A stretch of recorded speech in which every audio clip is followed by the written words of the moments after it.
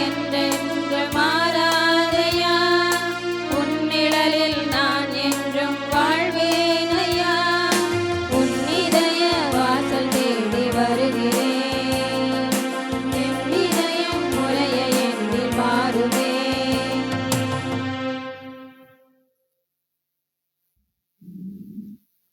திருப்பலி முன்னுரை. இயேசுவுக்கு மிகவும் நெருக்கமானவர்களே, தவக்காலத்தின் முதல் ஞாயிறு திருவழிபாட்டிற்கு வந்துள்ள உங்கள் வரவு நல்வரவு ஆகுக. வருடம் ஒரு முறை திரு அவை இயேசுவின் பாடுகளை மனதில் சிந்தித்து நம்மை மனமாற்றத்திற்கு மீண்டுமாய் அழைக்கிறது. இறைமனித உறவை புதுப்பிக்கும் காலம். இறுகிப்போன இதயங்கள் அன்பில் மீண்டும் துளிர்க்கும் காலம். ஆணவமும் சுயநலன்களும் களையப்பட்டு புதிய வாழ்வு பெற அழைக்கப்படும் காலம். 40 நாட்கள் என்ற காலகட்டம் விவிலியத்தில் பல்வேறு நிகழ்வுகளில் பின்னி பிணைந்துள்ளதை நாம் காணலாம். இந்த 40 நாட்களின் முடிவில் கிடைத்த வெற்றி அனுபவங்களை நாமும் பெற்று மகிழ அழைக்கப்படுகிறோம். எதற்காக இயேசு எங்களுக்கு சோதனைகள் வேண்டாம் என்று கற்பிப்பதற்கு பதில் எங்களை சோதனையில் விழவிடாதையும் என்று இறை வேண்டுதலை கற்பிக்கின்றார். நன்மையும் அன்பும் உருவான எல்லாம் வல்ல கடவுள் ஏன் தீமையை அனுமதிக்க வேண்டும்? இந்த கேள்விகள் எல்லாம் நம் உள்ளத்தில் எழக்கூடியவை. இந்த கேள்விகளுக்கு பதிலாக வருபவை அல்ல. இயேசுவின் சோதனைகள் இதை ஒரு பாலைவன நிகழ்வாக மட்டும் பார்க்காமல் நம் உள்ளத்தில் நிகழும் நன்மைக்கும் தீமைக்கும் எதிரான போராட்டமாகவும் பார்க்கலாம். சாத்தானின் போராட்டங்களை வென்று வெற்றி பெறுவோம்.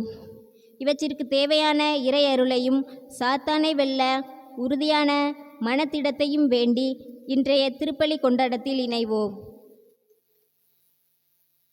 இன்றைய திருப்பலியை சிறப்பு செய்யக்கூடிய எசையா அன்பியத்தை சார்ந்த அனைத்து குடும்பங்களின் நலனுக்காகவும், பிள்ளைகளின் படிப்பிற்காகவும், தொழில் விருத்திக்காகவும், விவசாயம் கால்நடை வளர்ச்சிக்காகவும், முதியவர்களின் உடல் உள்ள சுகத்திற்காகவும், அரசு தேர்வினை எழுதி கொண்டிருக்கக்கூடிய அனைத்து மாணவ மாணவியர்களை ஆசீர்வதித்து தேர்வினை சிறப்பாக எழுதிடவும், படித்தவர்களுக்கு வேலை வாய்ப்பு கிடைத்திடவும் சிறப்பாக ஜெபிக்கிறார்கள்.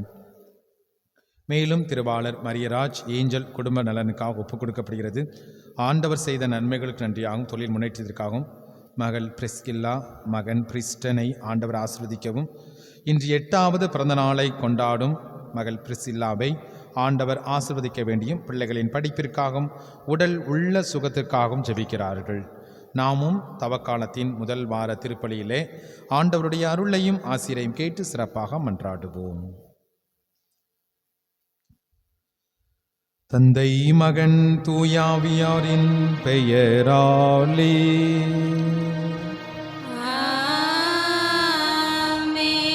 நம் ஆண்டவராகிய இயேசு கிறிஸ்துவின் அருளும் கடவுளின் அன்பும் தூயாவியாரின் நட்புறவும் உங்கள் அனைவரோடும் இருப்பதாக. உம் ஆன்மாவோடும் இருப்பதாக. அன்புமிக்க சகோதர சகோதரிகளே, நம் திருமுழுக்கு நினைவாக நம் மீது தெளிக்கப்படும் தமது படைப்பாகி இத்தண்ணீரை புனிதப்படுத்தி அருளுமாறு நாம் இறைவனை கெஞ்சி மன்றாடுவோமாக.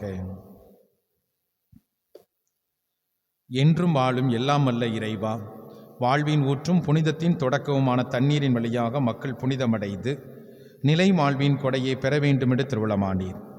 ஆண்டவரே, இத்தண்ணீரை புனிதப்படுத்தியருள்ள உம்மை வேண்டுகின்றோம். ஆண்டவரை, உமது திருநாளாகி இன்று உமது அருட்காவலை பெற விரும்புகின்றோம். வாழ்வு தரும் உமது அருளின் ஊற்றினை எம்மில் புதுப்பித்தருளும். இத்தண்ணீரினால் எங்கள் உள்ளத்தையும் உடலையும் தீமை அனைத்திலும் இருந்தும் காத்தருள்வீராக. இவ்வாறு தூய இதயத்தோடு உம்மை அணுகி வரும் உமது மீட்பை பெற்றுக்கொள்ளவும் தகுதி பெறுவோமாக. எங்கள் ஆண்டவர் இயேசு கிறிஸ்து வழியாக உம்மை மன்றாடுகிறோம்.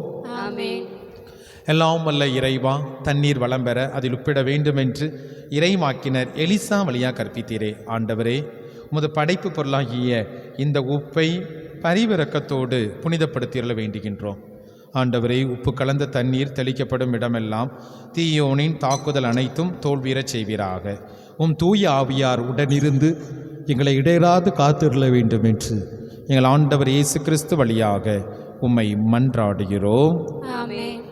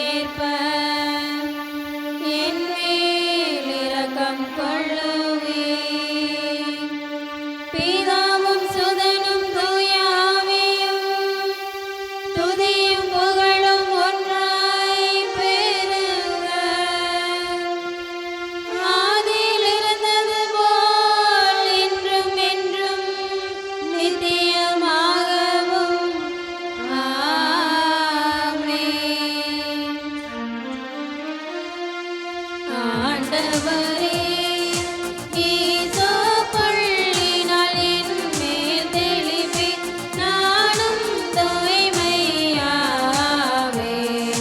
நீரே எம்மை கழுவ நானும் முறை பணிதனிலும் வெண்மையாவே இறைவா உமது இரக்க பெருக்கத்திற்கு ஏற்ப என் மேல் இரக்கம் கொள்ளுவீர் பிதாவும் சுதனும் தூய ஆவியும் துதியும் புகழும் ஒன்றாய் பெருக ஆதியில் இருந்தது போல் இன்றும் என்றும் நித்தியமாகவும் ஆமென். எல்லாம் வல்ல இறைவன் நம் மீது இரக்கம் வைத்து நம் பாவங்களை மன்னித்து நம்மை முடிவில்லா வாழ்வுக்கு அழைத்துச் செல்வாராக. ஆமென். மன்றாடுவோமாக. எல்லாம் வல்ல இறைவா, ஆண்டுதோறும் நாங்கள் கடைபிடிக்கும் தவக்கால அருளடையாள செயல்களால் கிறிஸ்துவின் மறையுண்மைகளை புரிந்து கொள்வதில் முன்னேற எங்களுக்கு உதவியருளும். அதனால் அவற்றின் பயன்களை எங்கள் நன்னடத்தையால் அடைவோமாக.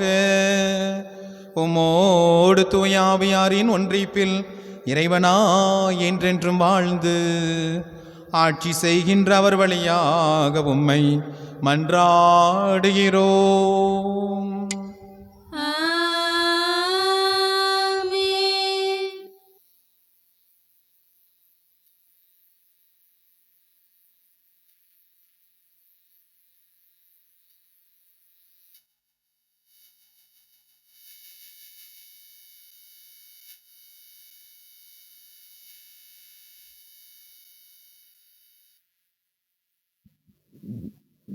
முதல் வாசக முன்னுரை. இன்றைய முதல் வாசகத்தில் இஸ்ரேல் மக்கள் இறைவன் நமக்கு செய்த உதவிகளை நினைத்து துணை நின்ற கடவுளுக்கு நன்றி கடன் செலுத்துவதை காட்டுகிறது. நாடோடிகளாக புலம்பெயர்ந்த மக்கள் தாங்கள் சந்தித்த துன்பங்களின் மத்தியிலும் சிறுமைகளின் போது வலிய கரத்தாலும் ஓங்கிய புலத்தாலும் இறைவன் தங்களை காத்து நினைத்த கண்ணீர் சிந்தி நன்றி செலுத்துகின்றனர். இவ்வாறு இஸ்ரேல் மக்கள் இறையருளை பெற நிகழ்வுகளை எடுத்துரைக்கும் முதல் வாசகமான இணைச்சட்ட நூல் வார்த்தைகளுக்கு கவனமுடன் செவிமடுப்போம். இணைச்சட்ட நூலிலிருந்து வாசகம். அதிகாரம் 26, இறைவசனங்கள் 4 முதல் 10 முடிய. இணைச்சட்ட நூலிலிருந்து வாசகம்.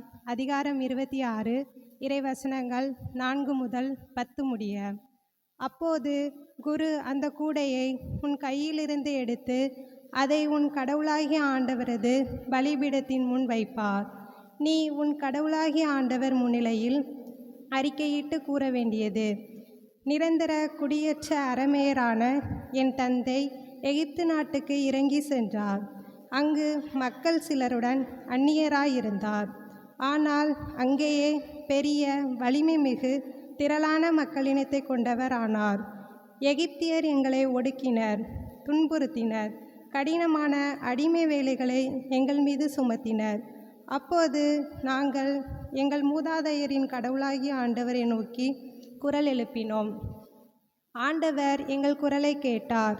எங்களுடைய துன்பத்தையும் வருத்தத்தையும் அவதியையும் கண்டார்.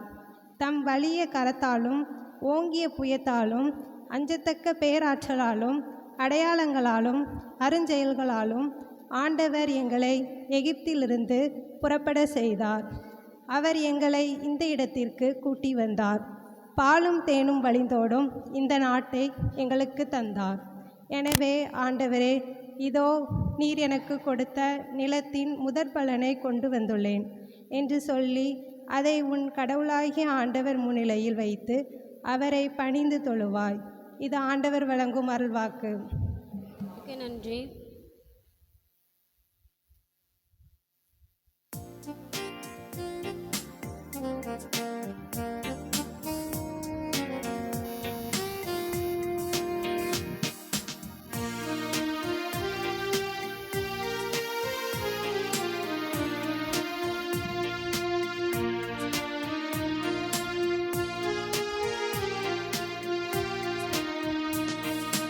என் நாயனாம் இறைவன் இருக்கின்ற போது என் வாழ்விலே குறைகள் என்பது ஏது? என் நாயனாம் இறைவன் இருக்கின்ற போது என் வாழ்விலே குறைகள் என்பது ஏது?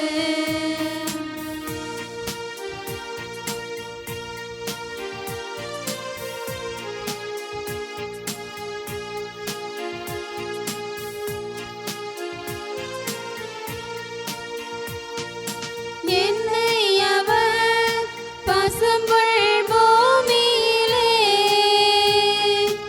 எந்நேரமும் நடத்திடும் போதினிலே,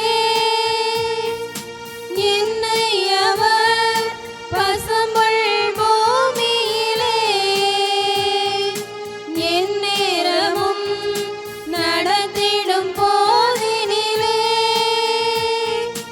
என்றும் இன்பம் ஆகா என்றும் இன்பம் ஆகா என்றென்றும் இன்பம் அல்லவா? என்றும் இன்பம் ஆகா என்றும் இன்பம் ஆகா என்றென்றும் இன்பம் அல்லவா? என் நாயனாம் இறைவன் இருக்கின்ற போது என் வாழ்விலே குறைகள் என்பது ஏது?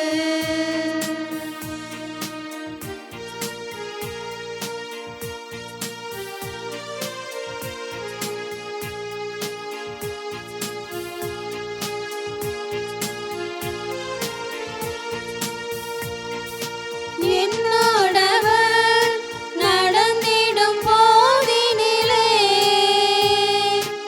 எங்கே இருள் படர்ந்திடும் பாதையிலே, என்னோடவர் நடந்திடும் போதினிலே எங்கே இருள் படர்ந்திடும் பாதையிலே, எங்கும் ஒளி ஆகா எங்கும் ஒளி ஆகா எங்கெங்கும் ஒளி அல்லவா? எங்கும் ஒளி ஆகா எங்கும் ஒளி ஆகா எங்கெங்கும் ஒளி அல்லவா? என் நாயனாம் இறைவன் இருக்கின்ற போது என் வாழ்விலே குறைகள் என்பது ஏது? என் நாயனாம் இறைவன் இருக்கின்ற போது என் வாழ்விலே குறைகள் என்பது ஏது?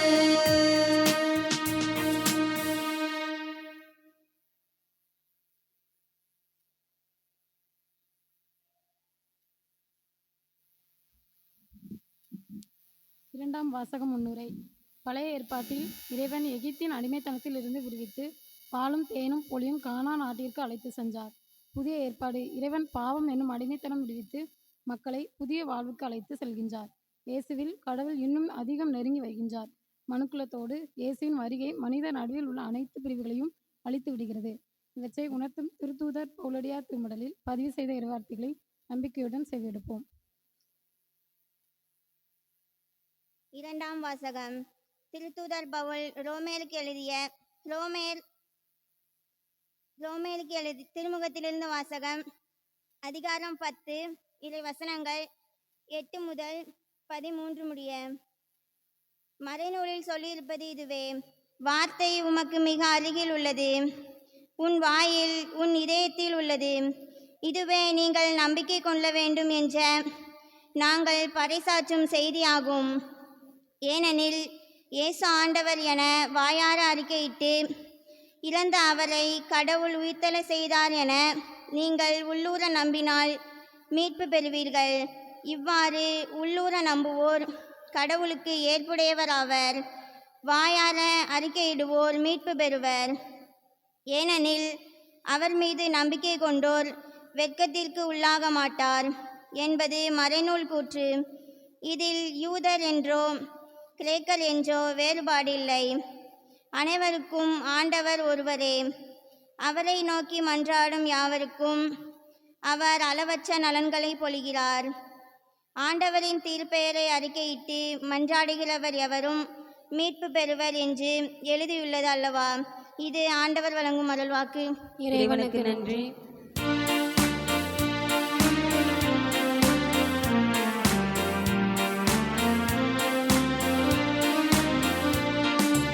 ஆயத்தன் மந்தையை காப்பது போல ஆண்டவர் நம்மை காக்கின்றார். ஆயத்தன் மந்தையை காப்பது போல ஆண்டவர் நம்மை காக்கின்றார். மனிதர் அப்பத்தினால் மட்டுமல்ல, மாறாக கடவுளின் வாய்ச்சொல் ஒவ்வொன்றாலும் வாழ்வர்.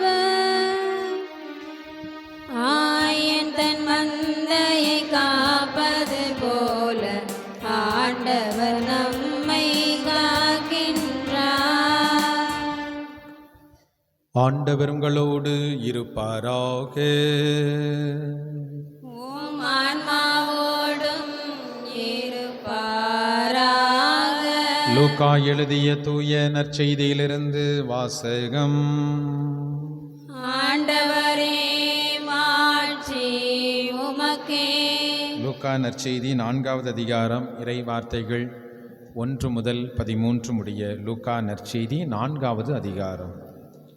அக்காலத்தில் இயேசு தூய ஆவியால் ஆட்கொள்ளப்பட்டு யோர்தான் ஆற்றை விட்டு திரும்பினார்.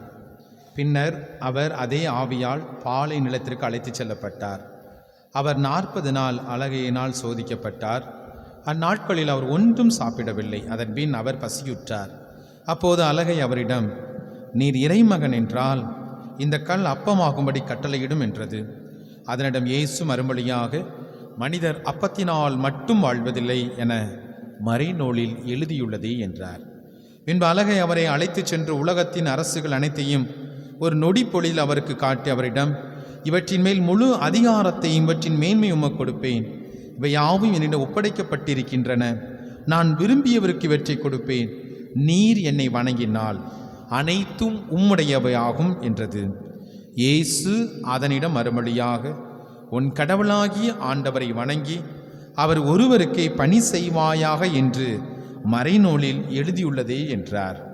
பின்னர் அது அவரை எருசலேமுக்கு அழைத்து சென்று கோவிலின் உயர்ந்த பகுதியில் அவரை நிறுத்தி, நீர் இறைமகன் என்றால் இங்கிருந்து கீழே குதியும். உம்மை பாதுகாக்கும்படி கடவுள் தம் தூதருக்கு உம்மை குறித்து கட்டளையிடுவார் என்றும், உமது கால் கல்லில் மோதாதபடி அவர்கள் தங்கள் கைகளால் உம்மை தாங்கிக் கொள்வார்கள் என்று மறைநூலில் எழுதியுள்ளது என்றது. இயேசு அதனிடம் மறுமொழியாக, உன் கடவுளாகிய ஆண்டவரை சோதிக்க வேண்டாம் என்றும் எழுதியுள்ளதே என்றார். அலகை சோதனைகள் அனைத்தையும் முடித்த பின்பு ஏற்ற காலம் வரும் வரை அவரை விட்டு அகன்றது. ஆண்டவரின் அருள்வாக்கு. கிறிஸ்துவே உமக்கு புகழ். ஆண்டவர் இயேசுவில் அன்பு நிறைந்த சகோதர சகோதரிகளே, அருள் தரும் தவக்காலத்திலே நாம் பயணம் செய்து கொண்டிருக்கின்றோம்.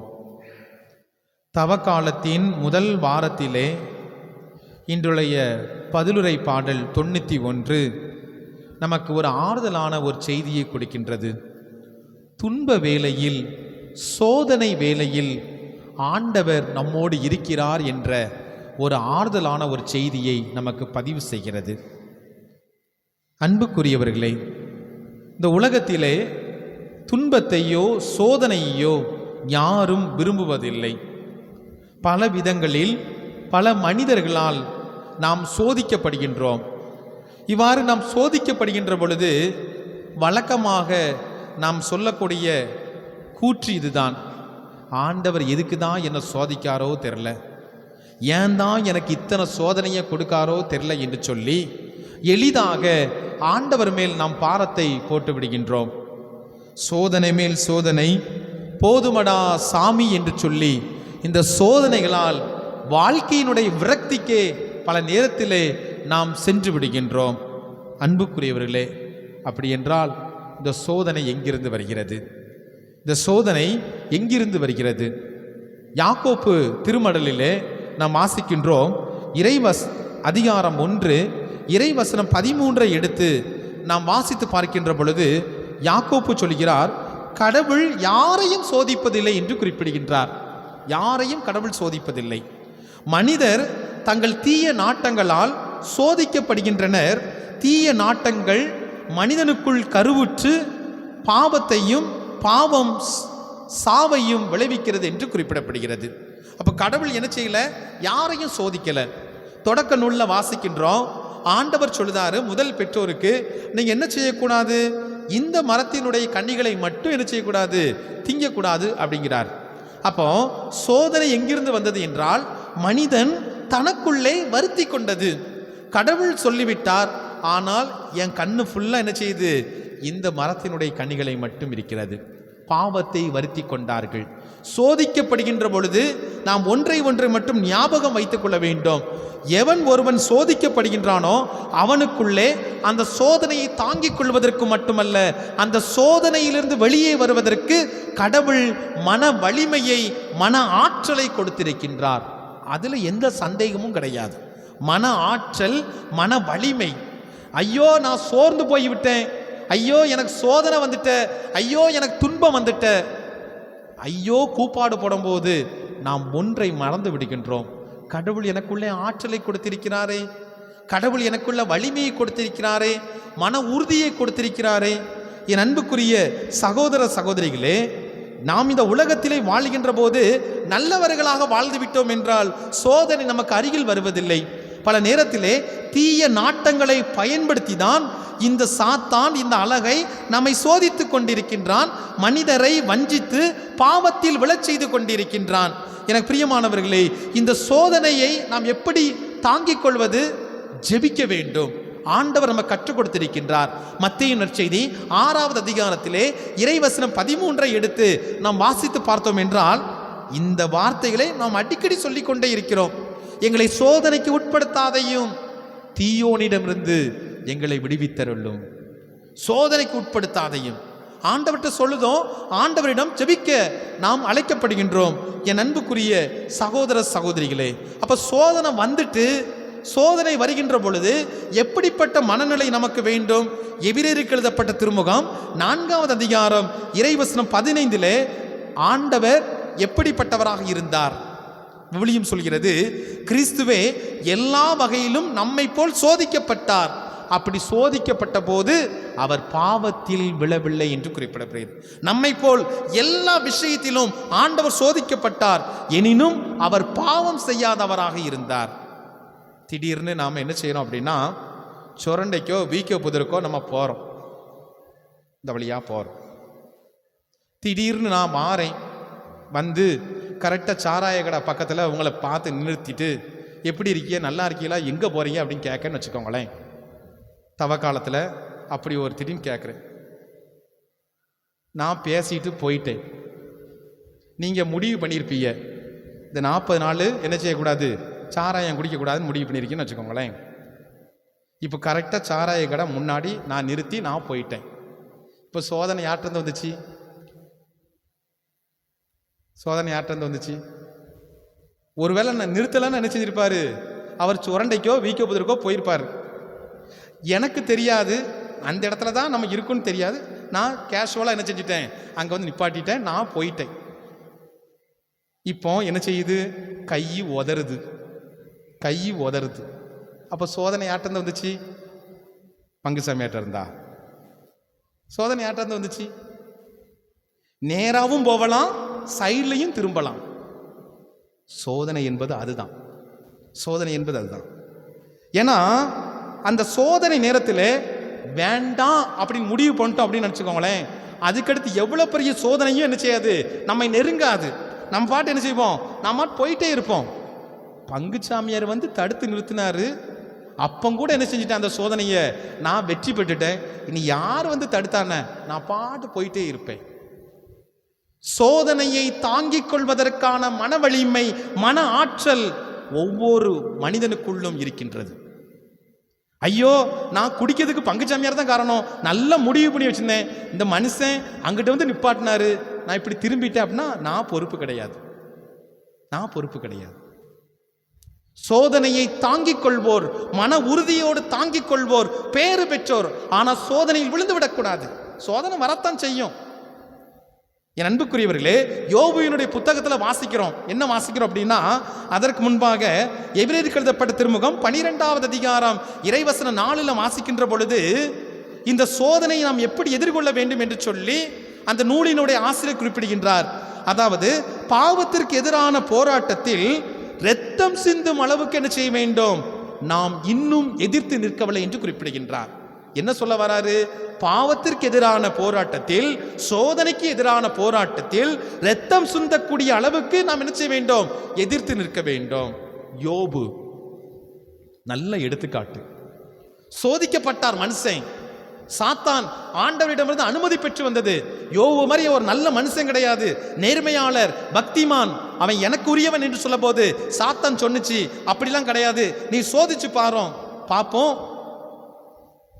அப்ப சோதனை வருகின்ற பொழுது இந்த யோபு என்ன செய்யல, கடவுளை நிந்திக்கவில்லை. கட்டின மனைவி வந்திருக்கா, வந்து சொல்லுதா, யோ உடம்பெல்லாம் சொரிச்சரங்கு, உடம்பெல்லாம் நோய், உம்மை பார்க்கவே எனக்கு அருவருப்பா இருக்கு, பிள்ளையெல்லாம் செத்து போச்சு, சொத்துலாம் போயிட்டு நடு தெருவுக்கு வந்துட்ட, நீ செய்ய வேண்டிய காரியம் ஒன்னே ஒன்று என்ன தெரியுமா, உன்னை படைத்த கடவுளை சபித்து விட்டு நீனும் செத்து போயிரு, அதுதான் இந்த உலகத்துக்கு நல்லது. ஆனா யோபு எந்த சூழலிலும் ஆண்டவரை சபிக்கவில்லை, எந்த சூழலிலும் ஆண்டவரை விட்டு விலகவில்லை. சோதனை மேல் சோதனை. ஆனால் விவிலியம் சொல்கிறது, கடைசியாக 42வது அதிகாரத்தில் பார்க்கின்றோம், இந்த சோதனையெல்லாம் தாங்கிக் கொண்ட யோபு முன்பு இருந்ததை விட பன்மடங்காக ஆசீர்வதிக்கப்பட்டான் என்று சொல்லப்படுகிறது. அப்போ சோதனைகளை கண்டு நாம் துவண்டு போய்விட வேண்டாம், சோதனைகளை கண்டு நாம் புலம்பி விட வேண்டாம். சோதனைகள் என்பது கடவுளிடமிருந்து வருவதல்ல. அந்த சோதனைகளை நாம் சாதனைகளாக மாற்றுவதற்கு கடவுள் நமக்கு மன ஆற்றலை, மன வலிமையை, மன உறுதியை கொடுத்திருக்கிறார். இப்போ சோதனை வந்தாலும் வரட்டாலும் பிரச்சனை இல்லை. அந்த சோதனை வந்தாலும் என்னால் என்ன செய்ய முடியும், தாங்கிக் கொள்ள முடியும். தவக்காலத்தில் புறணியே பேசக்கூடாதுன்னு முடிவு பண்ணியிருக்குன்னு வச்சுக்கோங்களேன். புறணியே பேசக்கூடாது. இந்த பஸ் ஸ்டாண்ட்லேயோ அந்த பஸ் ஸ்டாண்ட்லேயோ நம்ம வெயிட் பண்ணிட்டு இருக்கோம். திடீர்னு ஒரு அக்கா வாராவும், திடீர்னு வந்து அந்த அக்கா வந்து திடீர்னு ஒரு புறணி பேசுறாங்கன்னு வச்சுக்கோங்களேன், சாமியாரை பற்றி ஒரு புறணி பேசுறாங்கன்னு வச்சுக்கோங்களேன். அப்போ பேசணும். ஐயோ பேசக்கூடாதுன்னு சொன்னால் அந்த அக்கா உறவு போயிடும். ஏன்னா போன வாரம் வர என்ன செஞ்சேன், நான் புறணி பேசிட்டு இருந்தேன் அந்த அக்கா கூட. அப்போ இந்த வாரத்தில் என்ன செய்ய சொல்லணும். அதுதான் சோதனை. வேண்டாமே, எதுக்கு தேவையில்லாத ஒரு மனுஷனை பற்றி நான் பேசிகிட்டு இருக்கோம், வாங்கக்கா சோமலை சொல்லிடும் அப்படின்னா அந்த அக்கா நினச்சிச்சிரும், 10 பிடிட்டு ஓடிடும். என் அன்புக்குரியவர்களே, சோதனையை இப்படித்தான் நம்ம டீல் பண்ணணும்.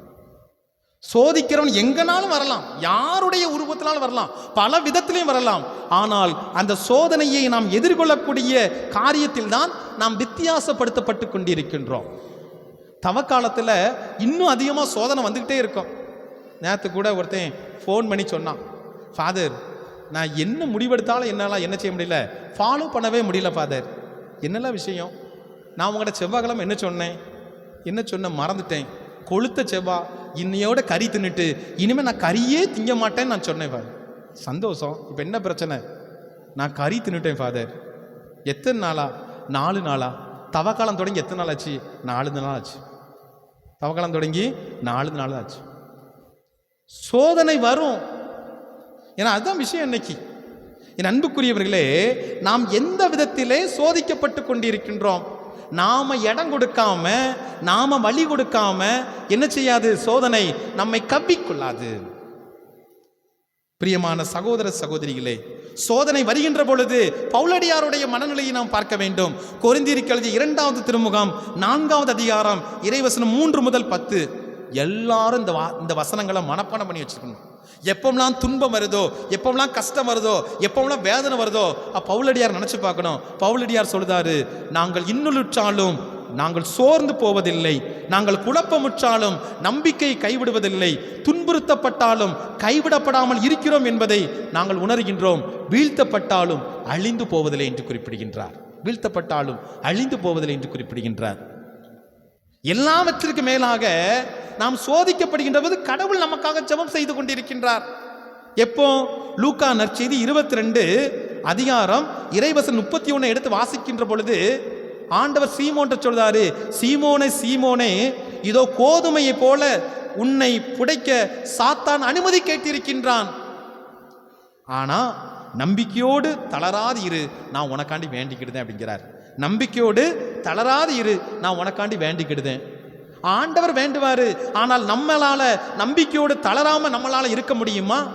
சிந்தித்து பார்க்கக்கூடிய காரியம்.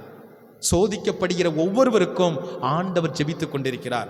எப்படி யோபுக்காக ஆண்டவர் காத்து கொண்டிருந்தாரோ அதே போல சோதனையிலே துன்பத்திலே ஆண்டவர் நமக்காக நம்மோடு இருக்கின்றார். மன வலிமையை கொடுத்திருக்கின்றார், மன ஆற்றலை கொடுத்திருக்கின்றார், மன உறுதியை கொடுத்திருக்கின்றார். எனக்கு வலுவூட்டும் இறைவனின் துணையை கொண்டு என்னால் எதையும் சாதிக்க முடியும் என்ற அந்த உணர்வை நாம் பெற்றுக்கொள்ள வேண்டும். இந்த நற்செய்தி வாசகத்தில் நம்ம வாசிக்கிறோம், ஆண்டவர் இயேசு கிறிஸ்து 3 விதமான சோதனைகளை அவர் எதிர்கொள்வதை பார்க்கின்றோம். சோதனை அதுதான். ஆண்டவருக்கு வயிறு பசி, 40 நாட்கள் பயங்கர பசி, கொலை பசி அப்படின்னு சொல்லுவாங்க. அந்த பசியில சாத்தான் என்ன செய்யறான்? அந்த ட்ரிக்கை தான் பயன்படுத்துறான். நீர் இறைமகன் என்றால் இந்த கல் என்ன செய்யும்? அப்பமாக்கி சாப்பிடும். நீர் இறைமகன் என்றால், ஒருவேளை நான் அந்த இடத்துல இருந்தோம்னா என்ன செஞ்சிருப்போம்? இந்த ஐடியா முதையே வராமல் போயிட்ட, இந்த ஐடியா முதையே வந்திருந்தா என்ன செஞ்சிருக்கலாம்? இவ்வளவு பசியோடு இருந்திருக்க வேண்டாம, நான் கட்டாயம் சாப்பிட்ருப்பேன். ஆனால் ஆண்டவரை பாருங்க, ஆண்டவர் என்ன செய்யல? அந்த சோதனைக்கு இடம் கொடுக்கவில்லை. பசிதான், பயங்கர பசி. ஆனால் என்ன சொல்றாரு? மனிதர் அப்பத்தினால் மட்டுமல்ல, கடவுள் வாயிலிருந்து வருகின்ற ஒவ்வொரு வார்த்தையிலும் அவன் உயிர் வாழ்வான். முடிஞ்சு போச்சு. எப்போ நம்ம ஆண்டவர் மீது நம்பிக்கை வைக்கிறோமோ அப்போதே நம்மளை விட்டு என்ன செய்யுது? சோதனை என்ற அந்த பசி நம்மை விட்டு விலகி ஓடுகிறது. கடவுளால் முடியாத காரியம் கிடையாது. ஏன் சாத்தான் சொல்லி தான் செய்யணுமா? இல்லையே. ஏன்னா 5 அப்பங்களையும் 2 மீன்களையும் எடுத்து 5000 பேருக்கு உணவு ஊட்டிய கடவுள் இங்கே ஏன் செய்யவில்லை? தன்னுடைய சுய தேவைகளை நிறைவேற்றுவதிலே புதுமைகள் ஆண்டவர் செய்யவில்லை. என்னுடைய தேவைகளை நிறைவேற்றுவதற்காக நான் ஒருபோதும் புதுமை செய்ய மாட்டேன். நான் புதுமை செய்கிறேன் என்றால், அற்புதம் செய்கிறேன் என்றால் அது அடுத்தவர்களுடைய வாழ்க்கைக்காக என்பதை ஆண்டவர் நமக்கு உணர்த்துகின்றார். இந்த முதல் சோதனையில் ஆண்டவர் நமக்கு சொல்லிக் கொடுக்கக்கூடிய பாடம் அதுதான்.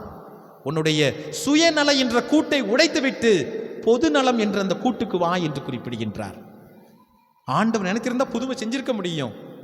ஆண்டவர் நினைச்சிருந்தா அந்த கல்லை என்ன செய்ய முடியும்? சாத்தான் சொல்லாமையே அப்பமாக மாற்றியிருக்க முடியும். செய்யவில்லை. சுய நலத்துக்காக ஆண்டவர் தனது மானத்தை அடமானம் வைக்கவில்லை. 2வது சோதனையை பார்க்கிறோம். 2வது சோதனை என்ன அப்படின்னா, உலக அனைத்தையும் ஒரு நொடி பொழுதில் சுட்டி காட்டி, இந்த பாரு இவ்வளவும் உனக்கு தான், நீ ஆனா என்ன செய்யணும்? என்னை வணங்க வேண்டும். கடவுள் எதற்காக இயேசுவை இந்த உலகத்திற்கு அனுப்பினார்? இந்த உலகத்தை வெற்றி கொள்வதற்காக. இப்போ சாத்தான் என்ன சொல்லுது அப்படின்னா, ஒரு நொடி பொழுது உலகத்தை எல்லாம் சுட்டி காமிச்சு இதெல்லாம் உனக்கு தான். ஆகா, நல்ல காரியம். இந்த உலகத்தை வெற்றி கொள்வதற்காக தானே நான் அவ்வளோ ஆசைப்பட்டேன். ஆனால் என்ன செய்ய வேண்டியது இருக்கிறது? சாத்தானோட அட்ஜஸ்ட் பண்ண வேண்டியது இருக்கு. அட்ஜஸ்ட்மெண்ட், சமரசம், சாத்தானோட சமரசம். இன்னைக்கு நாம பண்ற மிகப்பெரிய காரியம் என்னன்னா, பேருக்காக, புகழுக்காக, அதிகாரத்துக்காக, பணத்துக்காக நாம் யாரோடு சமரசம் வைக்கக்கூடாதோ அவங்களோடு நாம் சமரசம் வைத்துக் கொடுக்கிறோம். வாழ்க்கையை அட்ஜஸ்ட் பண்றோம்.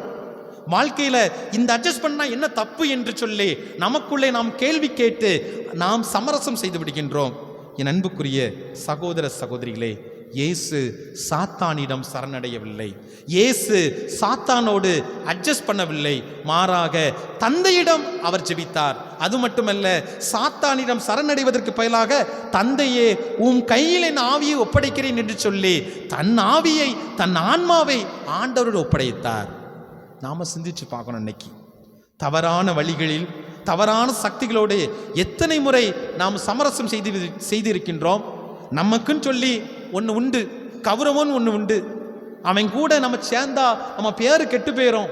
அவன் கூட நாம் இருந்தாலே நமக்கு எல்லாரும் தப்பா. எத்தனை தடவை பணத்துக்காக, புகழுக்காக, அதிகாரத்துக்காக சேர்த்து வைத்ததையெல்லாம் நம்ம வம்பாக்கி இருக்கிறோம். என் அன்புக்குரிய சகோதர சகோதரிகளே, மூன்றாவது சோதனை வித்தியாசமான சோதனை.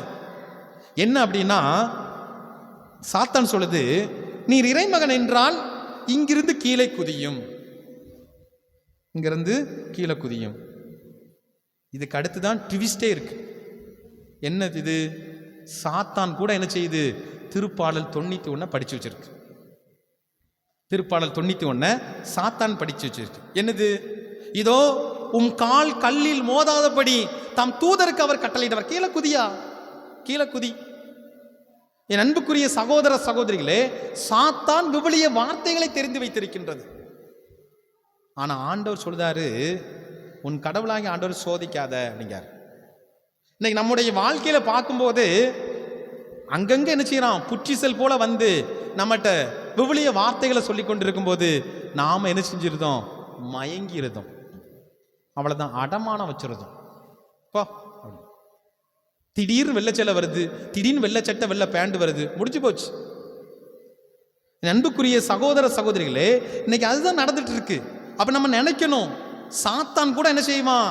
விவிலிய வார்த்தைகளை பேசுவான். இது ஒரு சாத்தான். அன்புக்குரிய சகோதர சகோதரிகளே, ஆண்டவர் நம்மோடு உடனிருக்கின்றார் என்பதை நாம் உணர்ந்து கொள்ள வேண்டும். அதே நேரத்திலே நாம் ஆண்டவரோடு உடனிருக்கிறோமா? துன்ப துயரத்தில், கஷ்ட நேரத்தில் ஆண்டவர் நமக்கு மன வலிமையை, மன ஆற்றலை கொடுத்திருக்கின்றார், மன உறுதியை கொடுத்திருக்கின்றார். என்னால் சோதனை எதிர்கொள்ள முடியும். எப்படிப்பட்ட சோதனை வந்தாலும், எந்த சூழலில் வந்தாலும் என்னால் எதிர்கொள்ள முடியும்.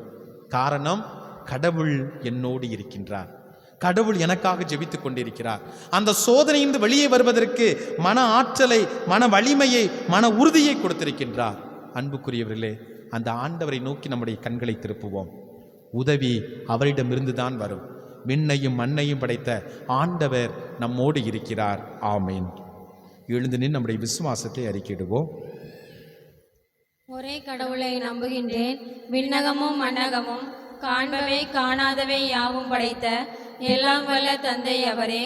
கடவுளின் ஒரே மகனாய் உதித்த ஒரே ஆண்டவர் இயேசு கிறிஸ்துவை நம்புகின்றேன். இவர் காலங்களுக்கெல்லாம் முன்பே தந்தையிடமிருந்து பிறந்தார். கடவுளினின்று கடவுளாக, ஒளியினின்று ஒளியாக, உண்மை கடவுளினின்று உண்மை கடவுளாக உதித்தவர். இவர் உதித்தவர், உண்டாக்கப்பட்டவர் அல்லர். தந்தையோடு ஒரே பொருளானவர். இவர் வழியாகவே யாவும் படைக்கப்பட்டன. மனிதர் நமக்காகவும் நம் மீட்புக்காகவும் விண்ணகம் இருந்து இறங்கினார். தூய ஆவியால் கன்னி மரியாவிடம் உடல் எடுத்து மனிதரானார். மேலும் நமக்காக பொந்திய பிலாத்தின் அதிகாரத்தில் சிலுவையில் அறையப்பட்டு பாடுபட்டு இறந்து அடக்கம் செய்யப்பட்டார். மறை நூல்களின்படி 3ஆம் நாள் உயிர்த்தெழுந்தார். விண்ணகத்துக்கு எழுந்தருளி எல்லாம் வல்ல தந்தையின் வலப்பக்கம் வீற்றிருக்கின்றார். வாழ்வோரையும் இறந்தோரையும் தீர்ப்பிட மாட்சியுடன் மீண்டும் வர இருக்கிறார். அவரது ஆட்சிக்கு முடிவு இராது. தந்தையிடமிருந்தும் மகனிடமிருந்தும் புறப்படும் ஆண்டவரும் உயிர் அளிப்பவருமான தூய ஆவியாரை நம்புகின்றேன். இவர் தந்தையோடும் மகனோடும் ஒன்றாக ஆராதனையும் ஆட்சியும் பெறுகின்றார். இறைவாக்கினர்கள் வாயிலாக பேசியவர் இவரே. ஒரே புனித கத்தோலிக்க திருத்தூதர் வழிவரும் திரு அவையை நம்புகின்றேன். பாவ மன்னிப்புக்கான ஒரே திருமுழுக்கை ஏற்றுக்கொள்கின்றேன். இறந்தோரின் உயிர்ப்பையும் வரவிருக்கும் மறு உலக வாழ்வையும் எதிர்பார்க்கின்றேன். ஆமேன். நம் ஆண்டவரிடத்தில் நம்முடைய தேவைகளை நம்பிக்கையோடு நாம் ஜெபிப்போம். தம் வலிய கரத்தாலும் ஓங்கிய புயத்தாலும் அருஞ்செயல்களாலும் தாம் தெரிந்தெடுத்த இஸ்ரேல் இனத்தை பாதுகாத்து வழிநடத்திய கடவுள் அவர்தாமே தேர்ந்தெடுத்த திருத்தந்தை பிரான்சிஸ் அவர்களை பாதுகாத்து பரிபூரண உடல் நலத்தையும் திரு அவையை திறம்பட வழிநடத்த தேவையான திடனையும் தந்திட வேண்டுமென்றும் பல்வேறு நிலைகளில் பணியாற்றும் திரு அவை தலைவர்களையும் இறை மக்களையும் தொடர்ந்து ஆசீர்வதிக்க வேண்டுமென்றும் இறைவா உம்மை மன்றாடுகிறோம். ஆண்டவரே எங்கள் மன்றாட்டை கேட்டருளும். தேர்ந்து கொள்ளப்பட்ட மக்களுக்கு பாலும் தேனும் வழிதோடும் நாட்டை வாக்களித்து வழிநடத்திய கடவுள் போர்களாலும் வன்முறைகளாலும் பொருளாதார நெருக்கடிகள் மற்றும் ஏற்றத்தாழ்வுகளாலும் இன்னொருவரும் இவ்வுலகை சிறப்பாக எம் தேசத்தை கனிவோடு கண்ணோக்கி உன்னதையின் பாதுகாப்பில் வாழ்பவர்களாகவும் எல்லா வல்லவரின் நிழலில் தங்கியிருப்பவர்களாகவும் மாற்றிட வேண்டும் என்று இறைவா உம்மை மன்றாடுகின்றோம். ஆண்டவரே எங்கள் மன்றாட்டை கேட்டருளும். இயேசு ஆண்டவர் என வாயார அறிக்கையிட்டு இறந்த அவரை கடவுள் உயிர்த்தல செய்தார் என உள்ளுர நம்பினால் மீட்பு பெறுவோம் என்கிற மறையுண்மையை இந்த தவக்காலத்தில் ஆழமாய் உணர்ந்து அவரை நோக்கி மன்றாடும் யாவருக்கும் அளவற்ற நன்மைகளை பொழிகின்ற அவர் மீது நம்பிக்கை கொண்டவராய் ஜெபம் தபம் நற்செயல் ஆகியவற்றில் நிலைத்திருக்க வேண்டும் என்று இறைவாமை மன்றாடுகிறோம். ஆண்டவரே எங்கள் மன்றாட்டை கேட்டருளும். ஆறுதலின் ஊற்றானவரே இறைவா, கைவிடப்பட்ட முதியவர்கள், நோயாளிகள், விதவைகள், குழந்தைகள், ஆதரவற்றவர்கள் ஆகியோர்பால் நாங்கள் கரிசனையும் பரிசுத்த அன்பும் கொண்டு நன்மை செய்து அதன் வழி உமக்கு சான்று பகர வரமருள இறைவா உம்மை மன்றாடுகிறோம். ஆண்டவரே எங்கள் மன்றாட்டை கேட்டருளும். நாம் ஒவ்வொருவரும் நம்ம தனிப்பட்ட தேவைகளுக்காக மன்றாடுவோம். அன்பான ஆண்டவரே, உம்மை போற்றுகிறோம், புகழ்கின்றோம், நன்றி செலுத்துகின்றோம். ஆண்டவரே, உம்முடைய பிள்ளைகளாகி நாங்கள் உம்மை தேடி வந்திருக்கின்றோம். ஆண்டவரே, உம் தோள் வலிமையினால் எங்களை பாதுகாத்தருளும். உமது இறக்கைகளின் கீழ் எங்களுக்கு தஞ்சம் அடைவதற்கான இடத்தை கொடுத்தருளும். ஆண்டவரே, தூய திருப்பலியிலே எங்களது குடும்பத்துக்காக, பிள்ளைகளுக்காக, குடும்ப தேவைகளுக்காக உம்மை கூவி அழைக்கின்றோம். தயவாய் செவிசாய்த்தருளும். நீ என்னை நோக்கி கூவி அழைத்தால் நான் உன்னை விடுவித்து பெருமைப்படுத்துவேன் என்று சொன்னீரே. நீயுடைய ஆயுளை உனக்கு கொடுப்பேன் என்று சொன்னீரே. ஆண்டவரே, உமது ஆசீர்வாதங்களை எங்களுக்கு நிறைவாக கொடுக்க வேண்டும் என்று எங்கள் ஆண்டவர் இயேசு கிறிஸ்து வழியாக உம்மை மன்றாடுகிறோம். ஆமென்.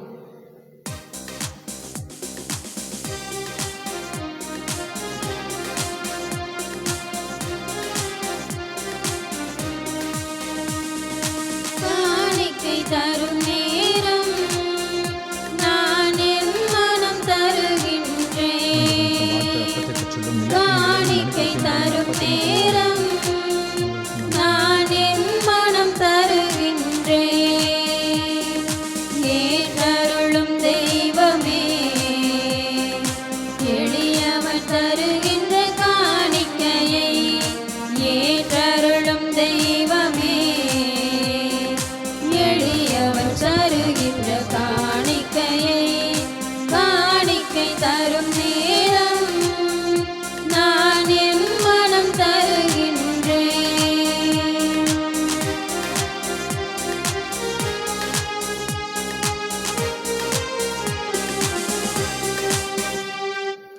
சகோதர சகோதரிகளை நாம் அனைவரும் இணைந்து ஒப்புக் கொடுக்கும் இத்திருப்பலி எல்லாம் அல்ல ஆண்டவருக்கு ஏற்றதாகும்படி மன்றாடுங்கள். ஆண்டவர் தமது பெயரின் புகழ்ச்சிக்காகவும் ஆட்சிக்காகவும் நமது நன்மைக்காகவும் புனித திரு அவை அனைத்து நலனுக்காகவும் உமது கையிலிருந்து இப்பலியை ஏற்றுக்கொள்வாராக. ஆண்டவரே, இக்காணிக்கைகளையும் திருமுன் கொண்டு வந்து புனிதமிக்க அருளடையாள கொண்டாட்டத்தை தொடங்குகின்றோம். எங்கள் ஆண்டவர் இயேசு கிறிஸ்து வழியாக உம்மை மன்றாடுகிறோம். ஆமென். ஆண்டவர் உங்களோடு இருப்பாராக. உம் ஆன்மாவோடும் இருப்பாராக. இதை எங்களை ஆண்டவரிடம் எழுப்புங்கள். ஆண்டவரிடம் எழுப்பியுள்ளோம். நம் இறைவனாகிய ஆண்டவருக்கு நன்றி பாடுவோம். அதுவே தகுதியும் நீதியும் ஆனதே. ஆண்டவரே, தூயவரான தந்தையே, இன்றும் வாழும் எல்லாம் அல்ல இறைவா, எங்கள் ஆண்டவராகிய கிறிஸ்து வழியாக எந்நாளும் இவ்விடத்தில் நாங்கள் உமக்கு நன்றி செலுத்துவது மெய்யாகவே தகுதியும் நீதியுமாகும். எங்கள் கடமையும் மீட்புக்குரிய செயலுமாகும். கிறிஸ்து 40 நாட்கள் இவ்வுலக உணவை தவிர்த்து உண்ணான் நோன்புக்கு உருகொடுத்து அதை புனிதப்படுத்தினார். மேலும் தொடக்கத்தில் தோன்றிய பாம்பின் மாயக் கவர்ச்சிகள் அனைத்தையும் அவர் தோற்கடித்து தீமையின் ஆட்சி மீது வெற்றி கொள்ள எங்களுக்கு கற்பித்தார். அதனால் பாஸ்கா மறை நிகழ்வை தகுதியான மனதோடு கொண்டாட முடிவில்லா பாஸ்காவுக்கு கடந்து செல்வோமாக. ஆகவே வானகணிகளோடும் ஒன்று சேர்ந்து புகழ்ச்சி பண்ணி செய்து முடிவின்றி ஆர்ப்பரித்து பாடுவதாவது.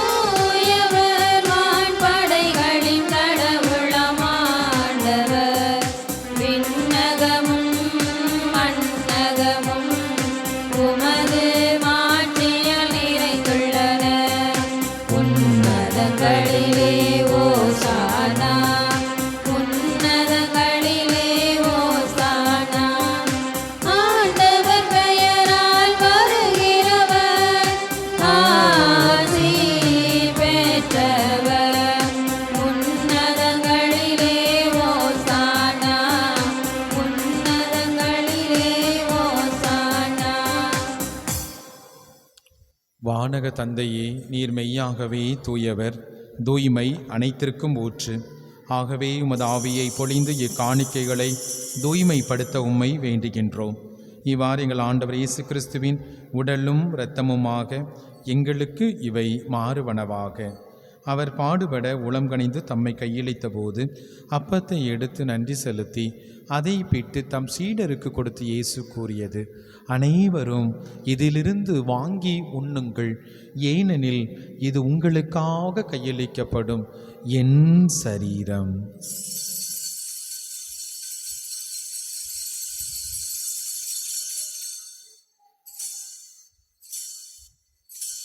அவண்ணமே உணவருந்திய பின் கிண்ணத்தை எடுத்து நன்றி செலுத்தி தம் சீடருக்கு கொடுத்து இயேசு கூறியது, அனைவரும் இதிலிருந்து வாங்கி பருகுங்கள், ஏனெனில் இது புதிய நிலையான உடன்படிக்கைக்குரிய என் இரத்தத்தின் கிண்ணம், பாவ மன்னிப்புக்கென்று உங்களுக்காகவும் பலருக்காகவும் சிந்தப்படும். இதை என் நினைவாகச் செய்யுங்கள்.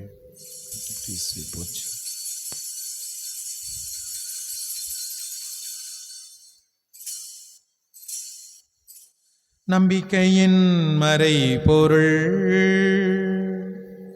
ஆண்டவரே, நீர் வருமளவும் உமது இறப்பினை அறிக்கையிடுகின்றோம், உமது உயிர்ப்பினையும் எடுத்துரைக்கின்றோம். நாங்கள் கிறிஸ்துவின் இறப்பினையும் உயிர்ப்பின் நினைவு கூர்ந்து வாழ்வு தருகின்ற அப்பத்தையும் மீட்பளிக்கும் கிண்ணத்தையும் உமக்கு ஒப்புக் கொடுக்கின்றோம். உம் திருமுன் நின்று உமக்கு ஊழியம் புரிய தகுந்தவர்கள் என எங்களை ஏற்றுக்கொண்டீர். எனவே உமக்கு நன்றி செலுத்துகின்றோம். ஆண்டவரே, உலகமெல்லாம் பரவியிருக்கும் உமது திரு அவையை நினைவு கூர்ந்தருளும். எங்கள் திருத்தந்தை பிரான்சிஸ், எங்கள் ஆயர் அந்தோணிசாமி ஆண்டகை, எல்லா திருநிலையினர், இன்றைய திருப்பலியை சிறப்பு செய்யக்கூடிய எசையா அன்பேத்தை சார்ந்த அனைத்து குடும்பங்களையும், மேலும் திருவாளர் மரியராஜ் ஏஞ்சல் குடும்பத்தையும், இன்று பிறந்த நாளை கொண்டாடும் அன்பு மகள் பிரிஸ்கிலாவையும் நீ நிறைவாக ஆசீர்வதித்தருளும். தந்தையே, உயிர்த்தலும் எதிர்நோக்குடன் துயில் கொள்ளும் எங்கள் சகோதர சகோதரிகளையும் இறந்து போன ஆன்மாக்கள் அனைவரையும் இரக்கத்தோடு நினைவு கூர்ந்தருளும். கடவுளின் கன்னித்தாயான பரிசுத்த அன்னை மரியா, அவருடைய அன்பு கணவர் புனித சூசையப்பர், புனித அப்போஸ்தலர்கள், இந்த உலகில் முகவந்தவராயிருந்த புனிதர்களோடு சேர்ந்து தோழமை உறவில் உம்மை புகழ்ந்தேத்து மரமருள உம்மை மன்றாடுகிறோம். இவர் வழியாக இவரோடு இவரில் எல்லாம் வல்ல இறைவனாகிய தந்தையே, தூய ஆவியாரின் ஒன்றிப்பில் எல்லா புகழும் ஆட்சியும் என்றென்றும் உமக்கு உரியதே.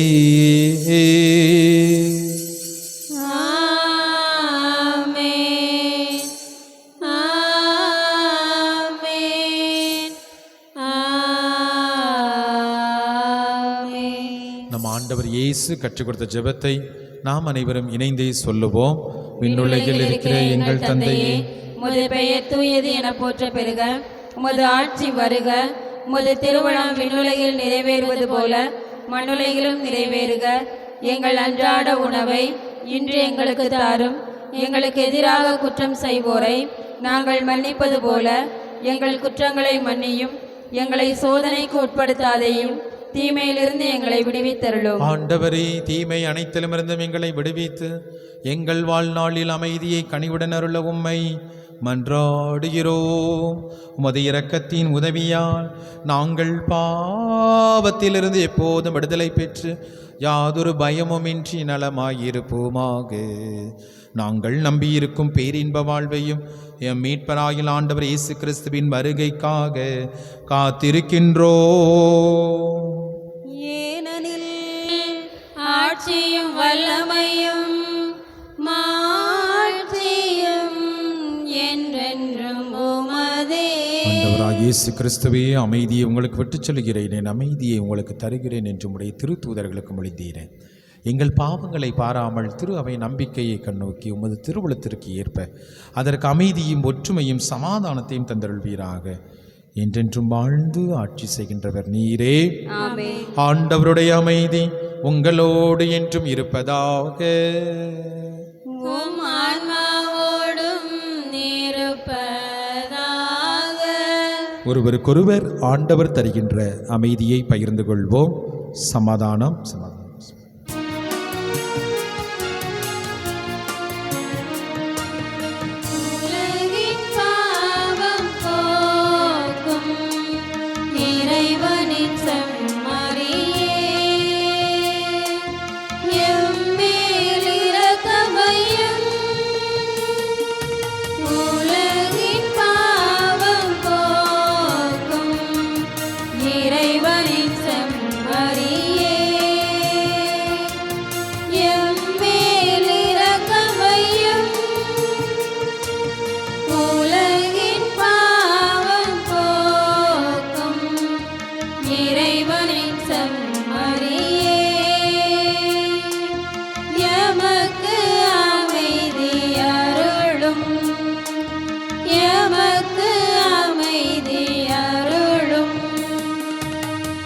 இதோ இறைவனின் செம்மறி, கடவுளின் தூய ஆட்டுக்குட்டி, உலகத்தின் பாவங்களை போக்க வந்த கடவுள். இவரே சோதனைகளை தாங்கிக் கொள்வதற்கு மன வலிமையை, மன ஆற்றலை, மன உறுதியை தந்த தெய்வம். தன்னுடைய மன உறுதியினால், ஆற்றலினால், வல்லமையினால் சோதனைகளை எதிர்கொண்ட தெய்வம். இவர் தருகின்ற புனிதமான விருந்துக்கு அழைக்கப்பெற்ற நாம் எல்லோரும் பேறு பெற்றோர். ஆண்டவரே, நீர் என் இல்லத்தில் எழுந்தருள நான் தகுதியற்றவள். ஆனால் ஒரு வார்த்தை மட்டும் சொல்லியருளும், எனது ஆன்மா நலமடையும்.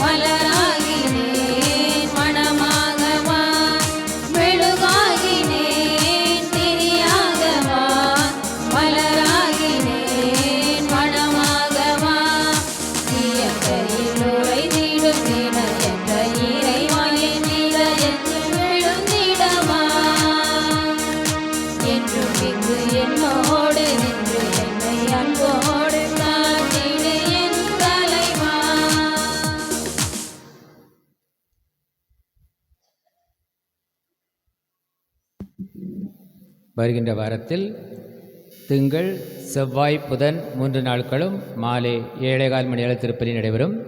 வியாழக்கிழமை காலை 5:30 மணி அளவில் திருப்பலியானது நடைபெறும்.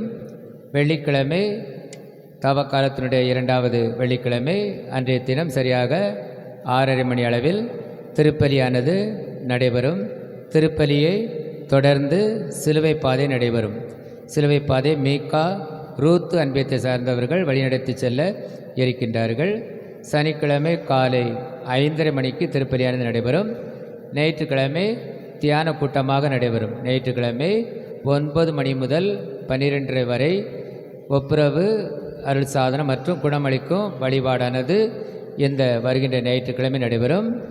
ஆகையால் அன்றைய தினம் நடைபெறுகின்ற அந்த ஒப்புரவு அருள் சாதனம் இந்த தியான கூட்டத்தில் அனைத்து இறைமக்களும் கலந்து கொள்ள வேண்டும். தியானத்தின் முடிவில் அனைவருக்கும் உணவு வழங்கப்படும். சரியாக வருகின்ற ஞாயிற்றுக்கிழமை காலை 9 மணி முதல் 12:30 மணி வரை இந்த தியான கூட்டமானது நடைபெறும். ஆகையால் அனைத்து இறைமக்களும் இந்த தவக்காலத்தில் நடைபெறுகின்ற இந்த தியான கூட்டத்தில் கண்டிப்பாக கலந்து கொள்ள வேண்டுமென உங்களை கேட்டுக்கொள்கிறோம். மேலும் வருகின்ற 23ஆம் தேதி மறைவட்ட தவக்கால திருப்பயணம் தென்காசியில் நடைபெற இருக்கின்றது. மறைவட்ட அளவில் தென்காசியில் இந்த தவக்கால திருப்பயணமானது சிலுவை பாதை நடைபெற இருக்கின்றது. ஆகையால் அன்றைய தினம் நாம் தென்காசிக்கு செல்ல வேண்டும். ஆகையால் தென்காசிக்கு செல்வதற்கும் உங்களது பெயர்களை கொடுத்திட உங்களை அன்போடு கேட்டுக்கொள்கிறோம்.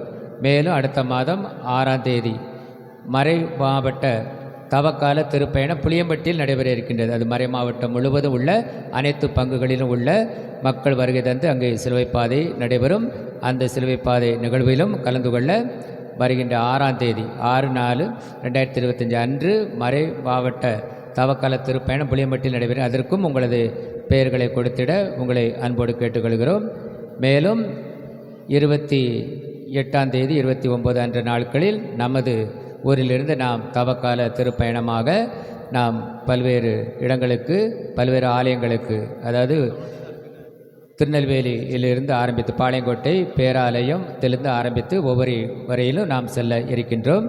அதற்கு ஒரு பேருந்துக்கு வருகை தந்து விட்டார்கள். 54 சீட்டு 54 பெயர்களும் வருகை தந்து விட்டார்கள். இனி யாராவது வருவதற்கு உங்களுக்கு விருப்பம் இருந்தால் ஒரு வேன் அளவிற்கு நீங்கள் வர வேண்டும். ஒரு வேனுக்கு ஏற்பாடு செய்வதற்கு நீங்கள் வருகை தந்தால் ஒரு வேன் ஏற்பாடு செய்யப்படும். அந்த அளவிற்கு ஒரு 20 பேராவது நீங்கள் வருவதற்கு முயற்சி செய்தால் ஒரு வேன் ஏற்பாடு செய்யப்படும். அதற்கும் நீங்கள் தயாராக இருக்க வேண்டும் என உங்களை கேட்டுக்கொள்கிறோம். ஆண்டவருக்குள் அன்பு நிறைந்த சகோதர சகோதரிகளே, வருகின்ற வாரத்திலே தியானம் நடைபெறும்.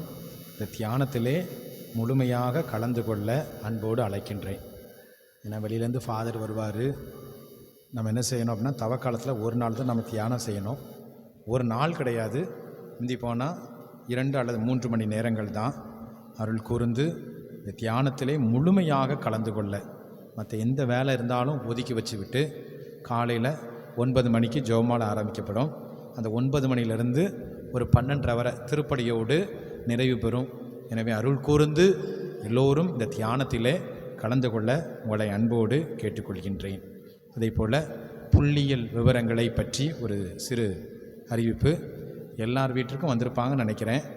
இன்னும் யார் வீடாவது விடுபட்டு இருந்தால் அருள் கூர்ந்து அதை என்னிடம் தெரிவிக்குமாறு அன்போடு கேட்டுக்கொள்கிறேன்.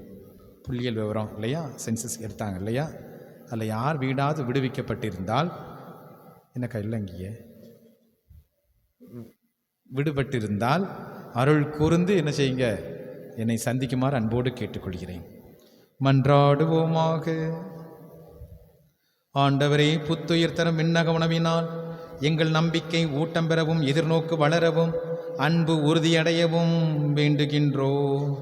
உயிருள்ள உண்மையான உணவாம் கிறிஸ்துவை ஆர்வத்தோடு கற்றுக்கொள்ள அருள்வீராக. எங்கள் ஆண்டவர் இயேசு கிறிஸ்து வழியாக உம்மை மன்றாடுகிறோ. ஆண்டவர் உங்களோடு இருப்பாராக.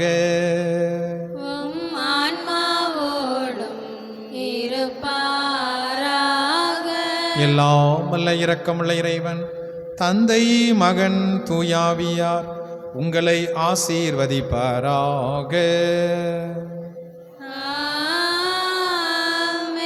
சென்று வாருங்கள், திருப்பலி நிறைவேறிற்று. இறைவனுக்கு நன்றி.